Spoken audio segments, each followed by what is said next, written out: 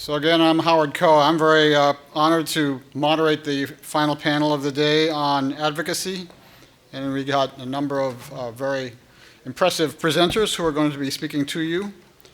So the first one is Dr. Sam So, whose name has now been mentioned multiple times. And it's my great personal privilege to introduce Sam because I first met him when I was Assistant Secretary at Health and Human Services. And he came into my office and said that he and other colleagues had just completed a report from the Institute of Medicine and National Academies of Medicine on hepatitis and liver cancer, and that it wasn't going to mean anything to have a report unless the department did something about it. That's how direct he was, and so you can't say no to Sam So, and so we joined forces and put forward this action plan that I described very briefly.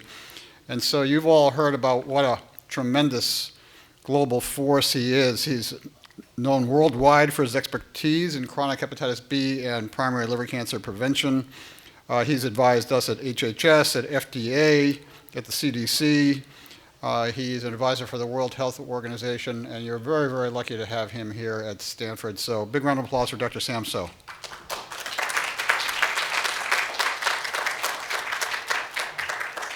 Thank you, Howard. Howard is very humble. Nothing would have happened without Howard with the hepatitis B story. So Juho asked me to give this talk, which is more casual talk without a lot of data slides. So you don't. This is actually a good talk to have when you have a glass of wine. Too bad Juho is not providing wine at this time. Chronic hepatitis B is, to me, one of the most neglected global public health problems in the world. There are approximately 260 million people in the world living with chronic hepatitis B, and every year, about 1 million of them die from liver cancer or liver cirrhosis. And we call chronic hepatitis B a silent killer because most of the people who got infected when they were infants, before the days of the hepatitis B vaccine. And because they got infected at an early age, they had no symptoms. And even if you check them when they are adults, many of them could have normal liver function tests. And many of them feel totally normal. And most of them are not aware of the infection if their doctors never tested them with a one-time blood test. But if you have chronic hepatitis B, it increases your risk for liver cancer 100 times. And if left undiagnosed and left unmonitored and treated, 15 to 25% of them will die from liver cirrhosis or liver cancer later in adult life. Hepatitis B is also among the greatest health disparity in this country.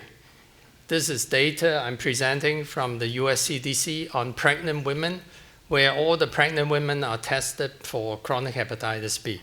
And you can see that if you are a foreign-born Asian and Pacific Islander, the prevalence of chronic hepatitis B is about 1 in 12. If you are US-born, it's about 1 in 70. Compare with if you are Hispanic or non-Hispanic white, the prevalence is about 1 in 1,000. African American, because they combine foreign-born and US-born, is about 1 in 200. But actually, most of the blacks who have high prevalence of chronic hepatitis B are the foreign-born blacks. Although Asian Americans comprise nowadays up to 60% of the population, they account for about 60% of the people living in this country with chronic hepatitis B. And because chronic hepatitis B is a major cause of liver cancer, although liver cancer is not as common as in the other ethnic group, it is the second leading cause of cancer death for Asian American men. And we actually, in this area, we have San Francisco County and Santa Clara County we actually are the counties which have among the counties with the highest liver cancer incidence in this country because of a very large foreign-born population, especially Asian Americans living in this area. But eliminating hepatitis B as a public health problem is feasible because we have a very effective vaccine for over 30 years that can prevent more people from developing chronic hepatitis B infection. We can also reduce the morbidity and mortality from chronic hepatitis B with nowadays very effective antiviral therapy. All you need to take is a pill a day. Although it's not curative, it will prevent disease progression to cirrhosis, and it will markedly reduce the risk of liver cancer.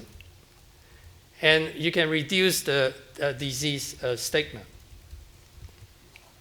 So when I first came to Stanford in 1995, what I found was that there was really no comprehensive national strategy to prevent, screen, and treat chronic hepatitis B. I was recruited to Stanford as a liver transplant surgeon. Mm-hmm. So, I mean, how many transplants could I do every year? But what's missing is a very comprehensive strategy for prevention of chronic hepatitis B, early detection, and treatment of chronic hepatitis B, so they don't have to see me for a liver transplant. So, but at that time, there was no national recommendation to screen Asian and Pacific Islanders for hepatitis B, except for pregnant women. Hepatitis B screening and adult hepatitis B vaccination were not covered by the health plans unless you fall into certain high-risk categories like healthcare workers or persons who inject drugs. There was no national, state, or county health agencies that recognized chronic hepatitis B and liver cancer in Asian American as a health disparity. There was no funding to address chronic hepatitis B or liver cancer. And to this day, NCI budget for liver cancer research is very low. And there's no national or global elimination initiatives. So this prompted me to actually establish the Asian Liver Center at Stanford University about in almost 24 years ago. And we started with a very humble beginning. We got a donation of only $50,000, and then we raised the flag and launched the Asian Liver Cancer. But we have a very ambitious goal. The goal is to address the gaps in hepatitis B and liver cancer awareness, research, and national policies, with the ultimate goal of global elimination of hepatitis B and liver cancer. And we adopted a strategy which CARE has actually adopted. Our strategy is represented by the acronym CARE, which represents building partnership, public and private partnership, evidence-based advocacy to change national policy and guidelines, research, education, and training. So one of the major barriers with elimination of hepatitis B is lack of awareness. This was actually reinforced in the Institute of Medicine report back in 2010. And so in order to help raise awareness, we borrow a page from HIV. We launched the Jade ribbon campaign. Why Jade? Because Jade in many cultures represent good health and good luck. And actually, one of the major reasons is most of the nice colors were all taken. And as you can see, the ribbon is not the loopy-loop ribbon. It's actually like the Asian character, meaning people. So it's symbolic of the spirit of the campaign, uniting people worldwide to eliminate hepatitis B and liver cancer. So we launched the Jade ribbon, and now we call also JOINJADE campaign using the color Jade to represent this movement. We launched in 2001, and you can see in the slide we had this huge billboard in San Francisco, Chinatown, raising awareness. We bought a public service announcement on 50 muni buses, which at that time we said 1 in 10 Asians have chronic hepatitis B, get tested. We also collaborate with local communities and the local health department, especially San Francisco Health Department, to help to raise awareness. And at that time, we used to go out every other weekend to provide free screening. Every other weekend, myself and my students will go up to San Francisco YMCA and offer free screening. And in partnership with the San Francisco Health Department, we offer low-cost vaccination for those who were not infected. And in 2007, we actually launched a citywide campaign called San Francisco Hep B Free campaign. And you can see two of our major posters of major advocates were Gavin Newsom. At that time, he was the mayor of San Francisco.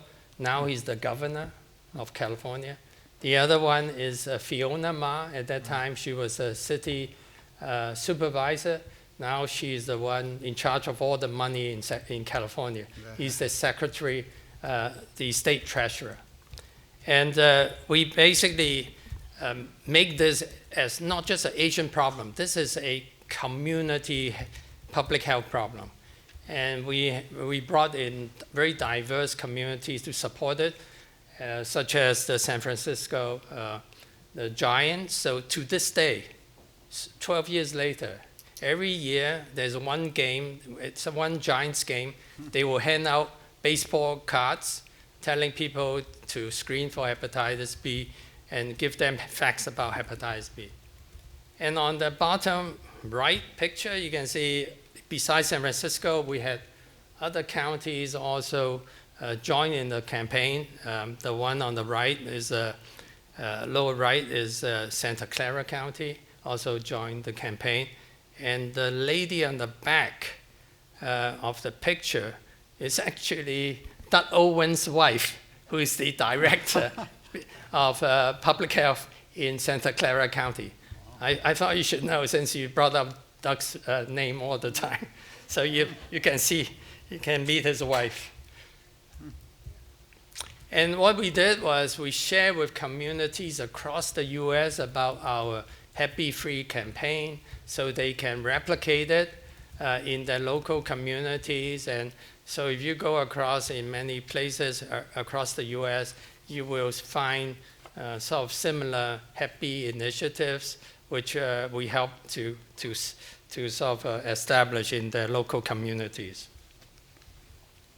But, you know, apart from the local effort, to me is if you want to have a national impact, you have to raise national awareness and change national policies. So I'd like to share with you what some of the sort of efforts I had tried. So as some of you mentioned, you know, I was also naive in those days that, oh, maybe if we introduce a bill in Congress, then we can help to solve the problem. So back in 2005, I spearheaded an effort with all the professional and community partners to help write a Hep B bill, which was introduced by Mike Honda, and Charlie Dent. So it's a bipartisan sort of support. And it was called the National Hepatitis B Act. And a year later, a similar act was introduced in the Senate by Dianne Feinstein and Rick Santorum, which is a really interesting partnership, if you know that. But as a lot of these bills, what happens to these bills is if you ask Congress for money, they tend to just sit there, And if you don't have enough constituents, congressmen with constituents who are Asian Americans, they're not going to give you a lot of support. So over the years, these bills just sit in Congress. They change their names every year or so. But to this day, it has not been passed. And at one time, we actually combined with the Hep C folks, and was at one time called a liver cancer bill. And still, it hasn't received funding. But because of these efforts, we actually got congressmen like Mike Honda became a champion for this. And because he was in the Appropriations Committee, he was able to actually help to increase some funding to CDC for hepatitis prevention and control.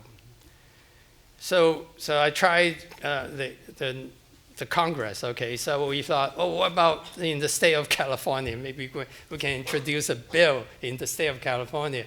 So in partnership with Fiona Ma, who herself has hepatitis B, she introduced the California Assembly bill, which at that time was to try to make hepatitis B patients eligible for Medicaid. In California, called Medi-Cal. But because it's not budget neutral, again, it didn't pass. Although because of that effort, the state legislators became aware of hepatitis B, and they passed a resolution for May every year, Hepatitis Awareness Month. So getting bills passed and to achieve your original intentions are not easy. So the opportunity actually came at one time when I partnered with Asian Pacific Islander Health Advocacy Group, and the one actually I partnered with is the Health Forum, which was previously mentioned. And at that time, the president was Dr. Ho Tran, who is on that picture on the far left. And I told Ho, I thought, every year or every 2 years, you hold a health forum meeting. And how come you never address hepatitis B? So finally, in 2006, she allowed me to run a hepatitis B summit during the 2 or 3 day conference. And I invited everybody across the country who has done anything about hepatitis B, especially all these community groups, and also the director of CDC. And at the end of that summit, we had the opportunity to meet with Garth Graham, who was the Deputy Assistant Secretary for Minority Health. And we told Garth, this is one of our top priorities.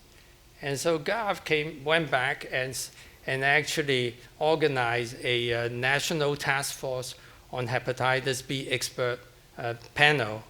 And I was asked to co-chair that. So as a result of the expert panel, a meeting at the HHS, the Office of Minority Health finally recognized chronic hepatitis B in Asian and Pacific Islander as a serious neglected national health disparity. So that really helped a lot. And Garth was very helpful in providing funding to the local communities to help to raise hepatitis B awareness after that. And so I'm trying to show you some of the heroes I have encountered who has helped to move hepatitis B forward to get recognized. Another person I was very fortunate to get to know was Dr. John Ward, who became the head of Division of Viral Hepatitis in 2005. And since that time, we have become really good friends. And he came from the HIV world. Before he became the director of Division of Viral Hepatitis, the focus was on newborn vaccination.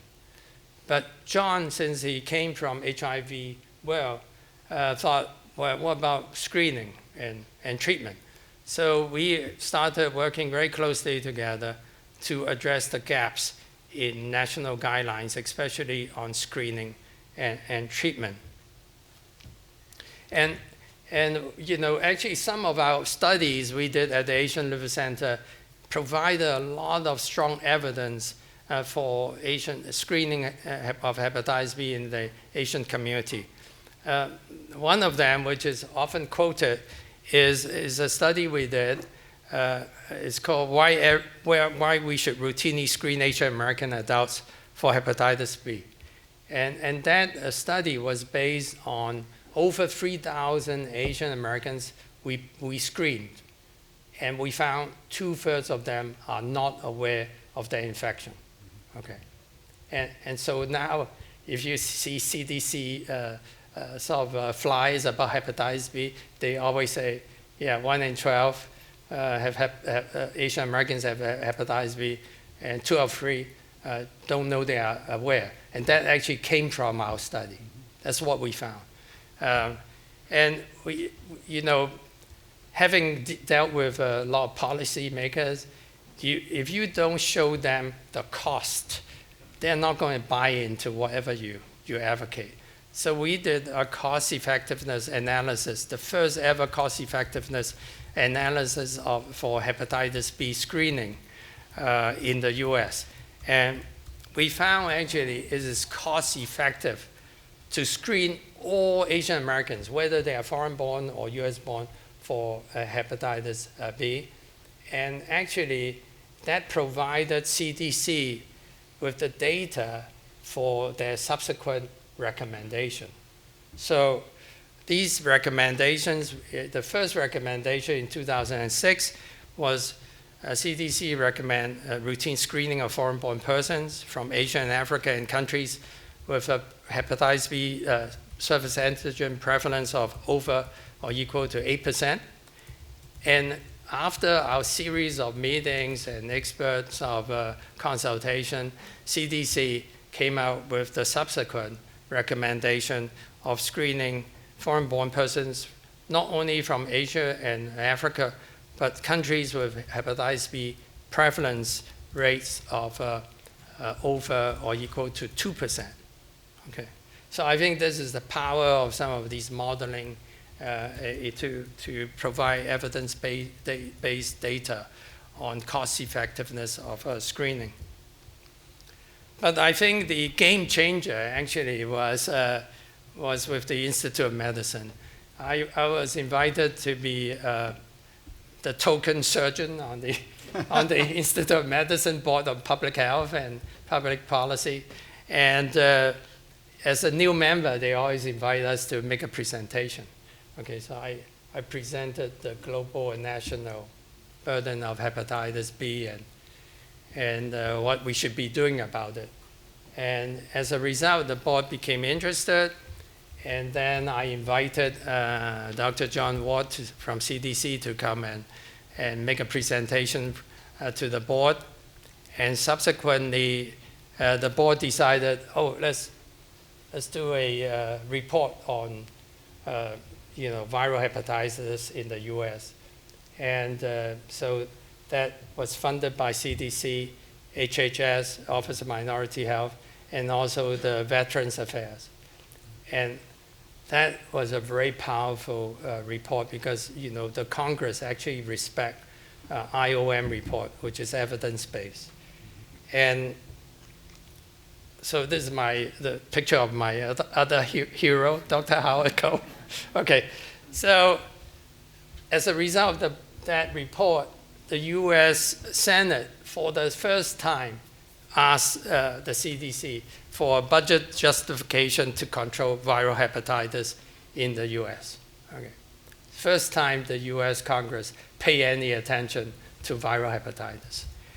And I was very honored to represent the IOM to brief Dr. Howard Koh and all his staff. I remember we all crammed into your conference room, with staff from different departments, and they were shocked when I told them that more people die in the US from hepatitis B and C than HIV. Right. And I briefly talked about the health disparity, and Dr. Howard Koh said this was very important to him, to all his staff. As a result, with Dr. Howard Koh and Ron Valdesari, that led to the HHS released the first national viral hepatitis action plan. Now I think it's down to the third edition. And as a result of the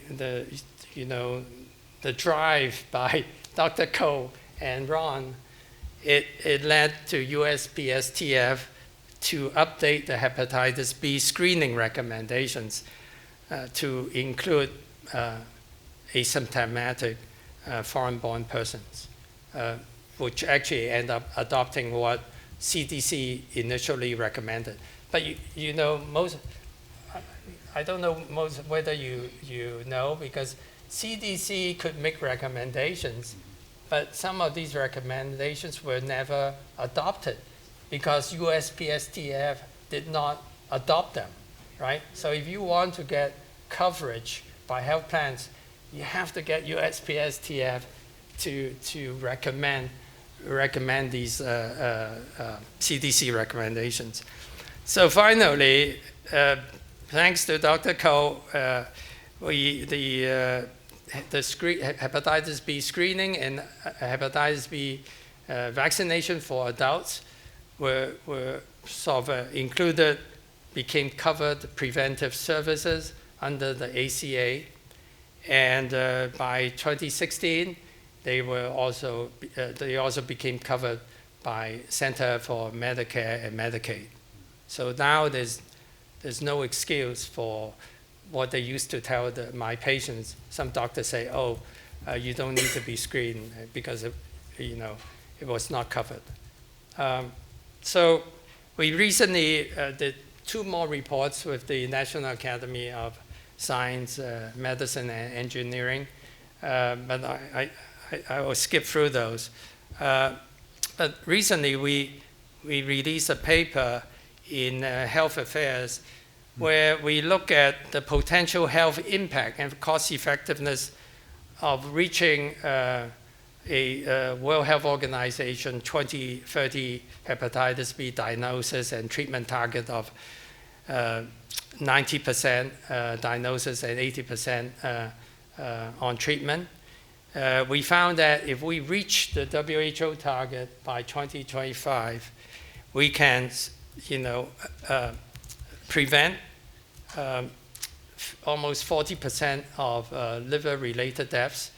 But if we reach it even earlier, we can prevent, almost 50% of liver-related deaths, and it would be cost-saving. Why? Because the drug cost for Hep B has dropped so much. When we published our data, it was based on 2017 drug costs. If we do the analysis now, it will be cost-saving across the board. Because the hepatitis drugs, the brand drug, which for tenofovir, which was $12,000 a year 3 years ago, the generic is now down to $325 a year. So now what the problem we have, which we're trying to address with another maybe California bill, is a lot of doctors are not screening according to the guidelines, whether for B or C. Okay. What we found in a lot of reports, including ours here at Stanford, it's probably less than 30% of those who should be screened are getting screened. So we're trying to address that with another initiative. Actually, we are planning to introduce a bill next year in California, which require all primary care docs to offer screening for B and C according to the recommended guidelines. So at the moment, what we do is, in our outreach efforts, we give these bilingual take to your doctor cards. We remind them that you take to remind their doctors to do a one-time screen, and we even give the CPT codes in case those doctors don't know how to code them. And we actually tell them what test to order, because some doctors have no clue what test to order for chronic hepatitis B. So, so hopefully some of these efforts will help to increase screening and reduce deaths from liver cancer and liver cirrhosis from hepatitis B. Thank you very much.